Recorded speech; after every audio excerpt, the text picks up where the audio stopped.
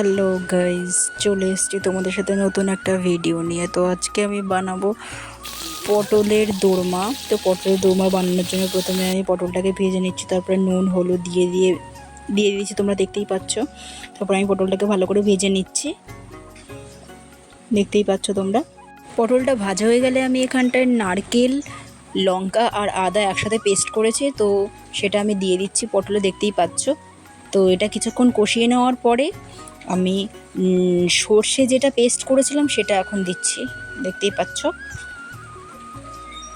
তারপর এটাকে ভালো করে কষিয়ে নেব। কষিয়ে নেওয়ার পরে আমি এখানেও একটু নুন আর একটু হলুদ অ্যাড করব। আমি প্রথমে পটলটা ভাজার সময় হালকা একটু নুন আর হলুদ দিয়েছিলাম, যাতে পটলের মধ্যে আর কি একটু নুনটা ভালোভাবে ঢোকে আর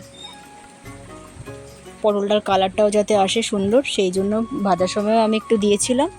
তো এখন রান্নার সময় আমি দিলাম সর্ষে টর্ষে দেওয়ার পরে, দেখতে পাচ্ছ। এবারে বেশ কিছুক্ষণ ঢাকা দেওয়ার পরে ঢাকনাটা উল্টালাম, দেখলাম বেশ ফুটছে, প্রায় তরকারি আমার হয়ে গেছে। লাস্টে আমি এক ঢাকনা তেল দিলাম, সর্ষের তেল, কাঁচা সর্ষের তেল আর কি। একটু চিনিও দিয়েছিলাম, সেটা আর দেখানো হলো না, ভিডিও ক্লিপ নেওয়া হয়নি। তো ফাইনালি আমার রান্না ডান।